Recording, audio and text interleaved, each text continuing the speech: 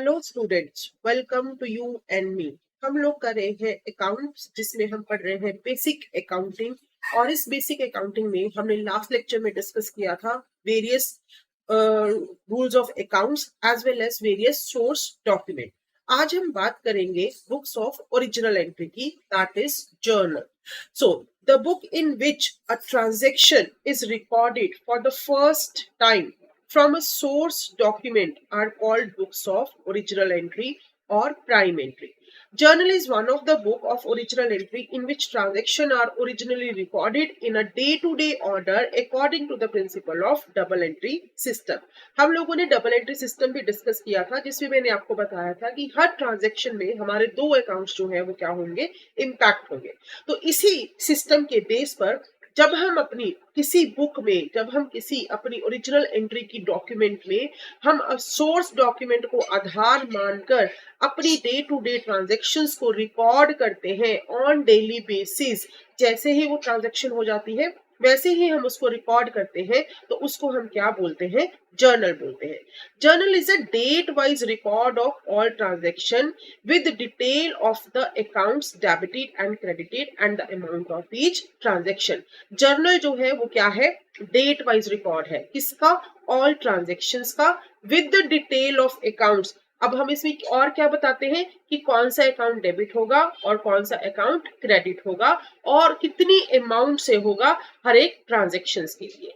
ये है जर्नल का हमारा मेन फॉर्मेट, जहां पर हम बात करते हैं date, particular, ledger folio, debit amount और क्रेडिट अमाउंट। तो यहाँ पर हम क्या लिखते हैं, इस जगह पर हम लिखते हैं कि हमारी क्या डेट है। मान लो कोई ट्रांजेक्शन जो है वो आज के डेट पर हुई, तो आज जैसे 15 है तो आप यहाँ पर लिखोगे 15.9.23। तो ये हमारी 15वां तारीख सितंबर का महीना और 2023 में हमारी ट्रांजैक्शन हो रही है। अब यहाँ पर आप क्या लिखोगे, जो भी आपके अकाउंट्स, दो अकाउंट इफेक्ट हुए। मान लो मैंने फर्नीचर परचेज किया, अभी आपको ये नहीं समझ में आएगा बट एक सिंपल ट्रांजैक्शन ले रही हूँ। मान लो मैंने फर्नीचर परचेज किया, तो मेरे पास क्या आ गया, फर्नीचर आ गया। तो फर्नीचर अकाउंट डेबिट, यानी मैंने यहाँ पर बताना है कि मेरा कौन सा अकाउंट जो है वो इफेक्ट हुआ, टू कैश, और दूसरा अकाउंट मेरा कौन सा है, कैश का। तो यहाँ पर जो फर्नीचर है उसकी अमाउंट, यानी कि अगर मैंने 15,000 का फर्नीचर परचेज करा है तो यहाँ पर मैं उस 15,000 को रिकॉर्ड कर दूंगी। ये दोनों अमाउंट्स हमेशा क्या होती है, बराबर होती है, क्योंकि डबल एंट्री सिस्टम ने हमने क्या बोला, एक अकाउंट और दूसरा अकाउंट, वो दोनों जो है वो इफेक्ट होंगी और उसमें हम अमाउंट को रिकॉर्ड करेंगे। तो ये हमारे हमेशा क्या होने चाहिए, बैलेंस होने चाहिए। अब बात करते हैं what is ledger folio. Ledger folio वो फोलियो नंबर है, वो पेज नंबर है जहां पर मेरा फर्नीचर अकाउंट होगा और मेरा कैश अकाउंट होगा। यानी कि जब हम लेजर को पढ़ेंगे वहां पर किस पेज के ऊपर मैंने फर्नीचर अकाउंट को डेबिट करा हुआ है और कौन सा पेज है जहां पर मैंने इस ट्रांजेक्शन को रिकॉर्ड किया हुआ है, वो पेज नंबर जो है वो यहाँ पर आ जाएगा। तो इस तरह से ये जर्नल का हमारा फॉर्मेट है। आइए चलो बात करते हैं, मैं आपको दिखाती हूँ कि किस तरह से हमारे डेट, पर्टिकुलर्स और ledger folio. In the first column the date of the transaction is entered, the year, the month is written only once till they change. The sequence of the date and month should be strictly maintained. Next is particular. Each transaction affects two account. अभी मैंने आपको बताया कि हर एक transaction के दो account होते हैं, one is debited and another one is credited. तो कौन सा अकाउंट डेबिट हुआ और कौन सा अकाउंट क्रेडिट हुआ, उसमें हम ये चीज लिखते हैं। तो जो भी अकाउंट हमारा डेबिट होता है उसमें हम वर्ड लिखते हैं डेबिट, और जो हमारा अकाउंट क्रेडिट होता है वो कहां से शुरू होता है, वो किस वर्ड से शुरू होता है, वो टू से शुरू होता है, बिफोर अ स्पेस, यानी टू लिखने से पहले हम क्या करते हैं, एक छोटी सी स्पेस को छोड़ते हैं। आगे होती है नरेशन। नरेशन क्या है कि ये पर्टिकुलर ट्रांजैक्शन मैंने किसके लिए डाली है। लाइक मैंने ऊपर बताया था कि मैंने कैश परचेज किया, तो जब फर्नीचर परचेज किया, तो यहां पर मैं क्या लिखूंगी, नरेशन में क्या लिखूंगी, being furniture purchased for cash. यानी मुझे पता लग जाए जब भी मैं उस ट्रांजैक्शन को देखूं कि ये एंट्री क्यों रिकॉर्ड की गई है। तो वो क्या है, एक ब्रीफ एक्सप्लेनेशन है हमारा किसका, ट्रांजैक्शंस का, टुगेदर विद नेसेसरी डिटेल्स। तो इसके बारे में बताता है। अगला क्या है, ledger folio. All entries from the journal are laterally post into the ledger account. तो वो कहां पर पोस्ट होती हैं, लेजर अकाउंट में पोस्ट होती हैं। तो वो the page number of the ledger where the posting has been made from the journal is recorded in the ledger folio column from the journal till such time the column remain blank. जब भी हम laser में posting करेंगे तो फिर हम page number लिखेंगे, otherwise वहां पर पेज नंबर हम नहीं लिखते. डेबिट अमाउंट, जो अकाउंट डेबिट हुआ उसकी अमाउंट, क्रेडिट अमाउंट, जो हमारा अकाउंट क्रेडिट हुआ उसकी अमाउंट जो है वो लिखी जाती है. अब हम सीखते हैं what are the steps of journalising, कि क्या प्रोसेस है एक जर्नल को या एक ट्रांजैक्शन को रिकॉर्ड करने का. तो सबसे पहले बात करते हैं, मैंने आपको बताया कि कोई भी ट्रांजैक्शन होती है उसमें कितने अकाउंट होने चाहिए, 2 अकाउंट होने चाहिए. तो सबसे पहले आप क्या करोगे, आप उन 2 अकाउंट्स को आइडेंटिफाई करोगे. अब यहाँ पर हम छोटा सा एक एग्जांपल लेके चलते हैं. मेरे पास एक ट्रांजैक्शन है फर्नीचर परचेज्ड फॉर कैश. तो ये एक ट्रांजैक्शन जो है वो मैंने ले ली फॉर अमाउंट ऑफ ₹15,000. अब इस पूरी ट्रांजैक्शन में मुझे क्या ढूंढना है, मुझे 2 अकाउंट ढूंढने हैं. तो पहला अकाउंट मेरा कौन सा हो गया, फर्नीचर का, और दूसरा अकाउंट मेरा कौन सा हो गया, कैश का. यानी मैंने फर्नीचर परचेज करा किसके अगेंस्ट, कैश के अगेंस्ट. तो ये 2 अकाउंट हो गए. अब दूसरा क्या है, classify the above account under personal, real और नॉमिनल. जो मेरे 2 अकाउंट मैंने आइडेंटिफाई किए हैं, अब उनकी कैटेगरी बताओ, वो पर्सनल है, रियल है या फिर नॉमिनल है. ये हमने ऑलरेडी पढ़ लिया है. तो यहाँ पर जैसे मेरा ये फर्नीचर अकाउंट है तो ये किससे रिलेटेड है, ये मेरा रियल अकाउंट से रिलेटेड है. इसी तरह से जब मैं बात करूंगी अपने नॉमिनल अकाउंट की, यहां पर दूसरा अकाउंट कौन सा है, मेरा कैश अकाउंट है. तो ये कौन सा अकाउंट हो गया, रियल हो गया. तो यहाँ पर फर्नीचर और कैश, यानी अब मैंने इनकी कैटेगरी डिसाइड कर ली, ये कौन से हैं, रियल है. तो जब ये रियल है, अब मुझे क्या करना है, उसका रूल फॉलो करना है. रियल अकाउंट का रूल आपको पता है, debit what comes in, credit what goes out. तो इसी तरह से जब हमने इसका रूल आइडेंटिफाई कर लिया, identify which account is to be debited and which account is to be credited. और उसकी तरह से हम क्या करते हैं, हम अपने ट्रांजैक्शन को रिकॉर्ड करना शुरू कर देते हैं. तो this is the procedure to record the entry into a journal. चलो अब हम कुछ ट्रांजैक्शंस लेते हैं और उन ट्रांजैक्शंस को हम क्या करते हैं, हम आइडेंटिफाई करते हैं कि इसका कौन सा रूल है या फिर ये कैसे हम अकाउंट्स को आइडेंटिफाई करेंगे. तो यहाँ पर जस्ट वेट अ मिनट, अभी हम चलते हैं, यहाँ पर आ गए, शुरू करते हैं हम अपना काम. तो जैसे कि यहाँ पर अब मेरे पास ट्रांजैक्शन है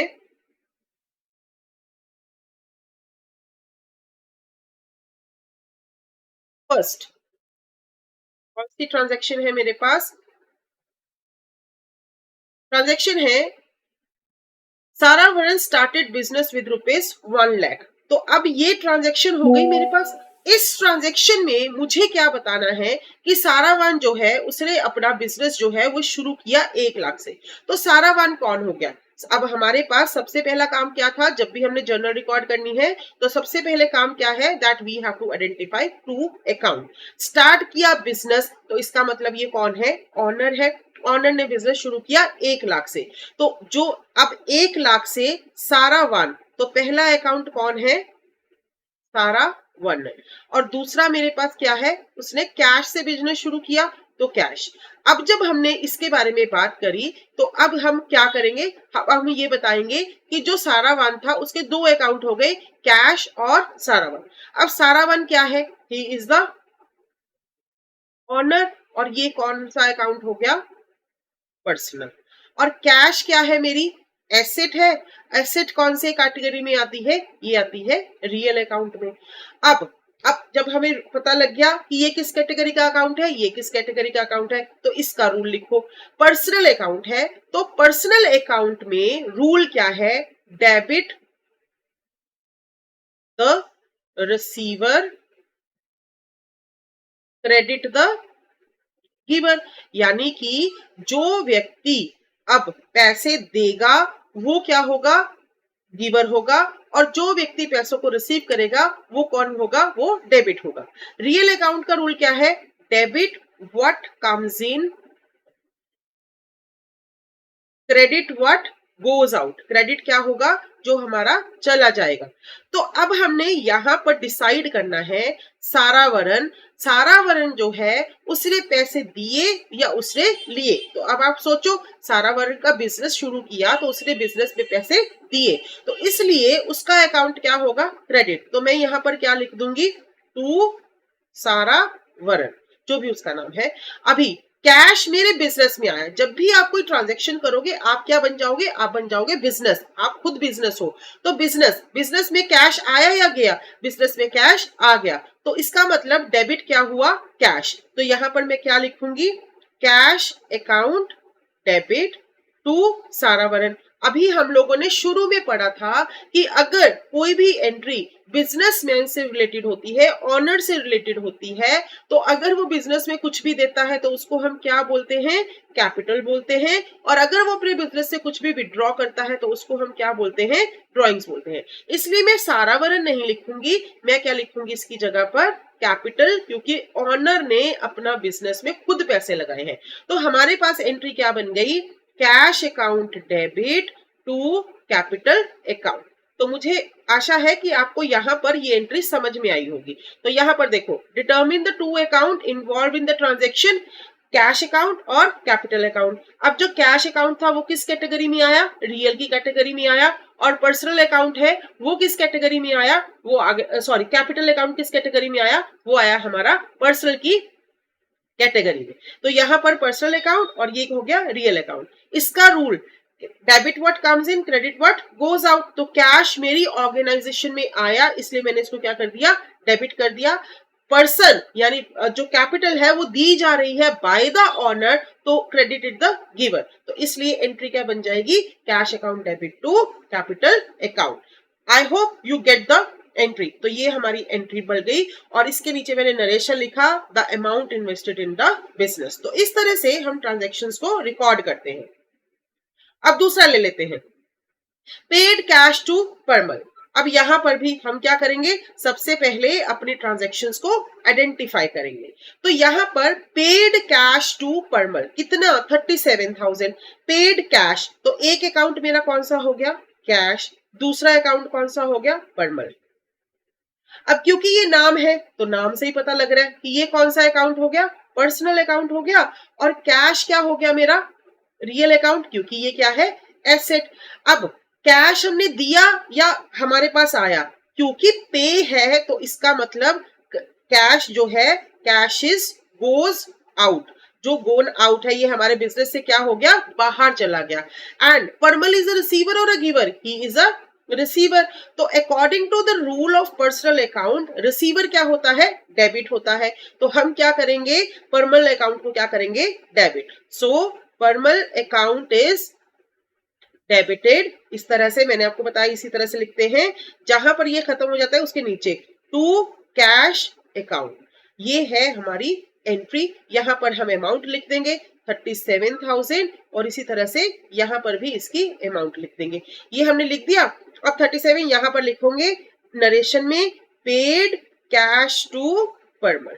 जैसे ही ये एंट्री कंप्लीट हो जाएगी, इस तरह से रिकॉर्ड करने के बाद, तो आप क्या करोगे, एक लाइन लगा दोगे। इस तरह से आप क्या करते हो, अपनी डिफरेंट एंट्रीज को रिकॉर्ड करते हो। चलो एक और ट्रांजैक्शन लेते हैं जहां पर हम इस ट्रांजैक्शन को करना फिर दोबारा से सीखते हैं। Purchase goods for cash rupees 80,000। हमने गुड्स को परचेज किया। मैंने आपको बताया था कि जब भी आप गुड्स को परचेज करोगे तो उसके लिए जब भी हम गुड्स की बात करेंगे, अगर वो खरीदी गई है तो हम कौन सा वर्ड यूज करेंगे, परचेज। अगर वो सेल हुई है तो हम वर्ड यूज करेंगे सेल। लेकिन ये दोनों वर्ड जो हैं ये किसके लिए यूज किए जाते हैं, गुड्स के लिए यूज किए जाते हैं, और किसी चीज के लिए इसको हम यूज नहीं करते। अगर आपने टाइपराइटर खरीदा है आप टाइपराइटर लिखोगे, अगर आपने फर्नीचर खरीदा है आप फर्नीचर लिखोगे, अगर आपने लैंड एंड बिल्डिंग खरीदी है तो आप लैंड एंड बिल्डिंग लिखोगे। लेकिन अगर आपने गुड्स खरीदी है तो फिर आप गुड्स नहीं यूज करोगे, आप क्या करोगे, परचेज। और अगर आपने गुड्स को बेचा है तो आप कौन सा वर्ड यूज करोगे, सेल। तो ये अब हमने गुड्स परचेज करी तो हमारे पास दो अकाउंट्स कौन से हो गए, एक हो गया परचेज, क्योंकि खरीदी है इसलिए मैं परचेज वर्ड ले रही हूं, और दूसरा मेरे पास से क्या चला गया, कैश। तो यहां पर दो अकाउंट। अब purchase is related to real because it is goods, और कैश भी क्या है, मेरा रियल अकाउंट है, तो ये भी हमारा एसेट है, इसलिए ये भी रियल की कैटेगरी में आ गया। अब आपने देखना है कि गुड्स आपकी ऑर्गेनाइजेशन में आ रही हैं या जा रही हैं।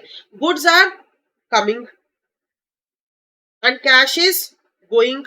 तो अब जो चीज जाती है उसको हम क्या करते हैं, according to real, debit what comes in. तो परचेज अकाउंट डेबिट, क्योंकि goods are coming into my organisation, to cash, और कैश जो है वो मेरी ऑर्गेनाइजेशन से बाहर जा रहा है। तो 80,000 की हमने जो एंट्री है वो हम क्या करेंगे, रिकॉर्ड कर देंगे। ये दोनों हमेशा क्या होंगी, आपकी इक्वलाइज होंगी। तो एंट्री नरेशन लिखना बहुत जरूरी है, being goods purchased for cash. तो यहां पर हम लोगों ने अब डिस्कस किया कि किस तरह से दो अकाउंट्स को दिखाकर हम एंट्रीज को रिकॉर्ड कर सकते हैं।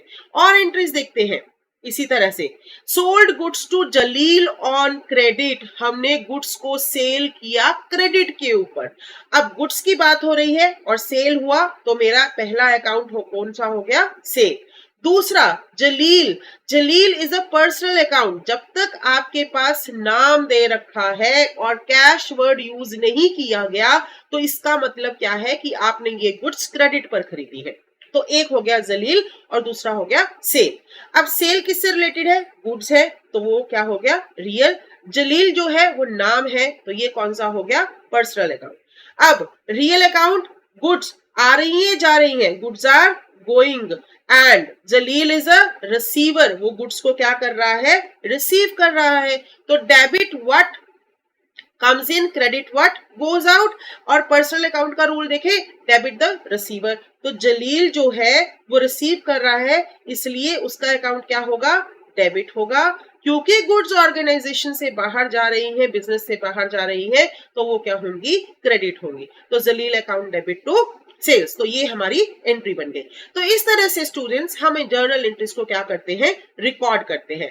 अब बात करते हैं कुछ और एंट्रीज की। ये आपका होमवर्क है, आप करके देखिए। अगर आपको ये ट्रांजैक्शंस नहीं करनी आ रही, right a comment, I will definitely give your response. लेकिन कमेंट जरूर करिएगा कि आपको समझ में आया या फिर नहीं आया। तो ये है एक प्रोसीजर जिसके थ्रू हम जर्नल एंट्रीज को रिकॉर्ड कर सकते हैं। There are different kinds of journal entries. आप एक बार इसको सीखिए, कुछ एंट्रीज को आप रिकॉर्ड कीजिए। उनमें आपने सिर्फ क्या करना है, आपको सिर्फ ये पता होना चाहिए कि दो अकाउंट्स कौन कौन से हैं। तो चलिए मैं आपको कुछ ट्रांजैक्शंस देती हूं जिनके बारे में आप क्या करेंगे, आप मुझे बताएंगे कि ये कौन से दो अकाउंट्स इसमें हैं और कौन सी ट्रांजैक्शंस जो है आपने किस कैटेगरी के अंडर वो आ रहे हैं। तो पहली एक एंट्री लिखिए, कैश सेल। ये एंट्री लिखिए, कैश सेल फॉर ₹90,000। ये आपकी फर्स्ट एंट्री है। तो यहां पर आपको ये बताना है कि कैश सेल के टाइम पर दो अकाउंट कौन से थे और वो किस कैटेगरी में थे, कौन सा अकाउंट आप डेबिट करोगे और कौन सा अकाउंट आप क्रेडिट करोगे।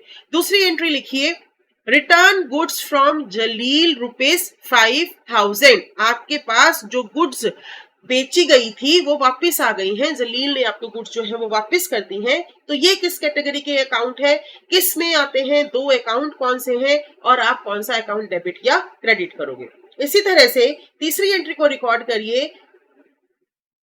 Commission received, commission received ₹5,000। आपने कमीशन रिसीव किया, कौन से दो अकाउंट है जो आपके इफेक्ट हुए और ये किस कैटेगरी के हैं और किस रूल के अकॉर्डिंगली आप ये ट्रांजैक्शन को डेबिट कर रहे हो या फिर क्रेडिट कर रहे हो। नेक्स्ट एंट्री लिखिए, पेड सैलरी इन कैश। आपने सैलरी को पे किया, कौन सी कैटेगरी है, कौन से दो अकाउंट है और एंट्री क्या बनेगी। इस तरह से आप इन एंट्रीज के बारे में मुझे कमेंट करके उसका आंसर जरूर लिखिएगा। उसके बाद हम आगे करेंगे डिफरेंट काइंड्स ऑफ एंट्रीज। तो आज के लिए इतना ही। अगर आपको फिर भी कोई डाउट है then you can definitely ask me in the comment box. अगर आपको ये लेक्चर सीरीज पसंद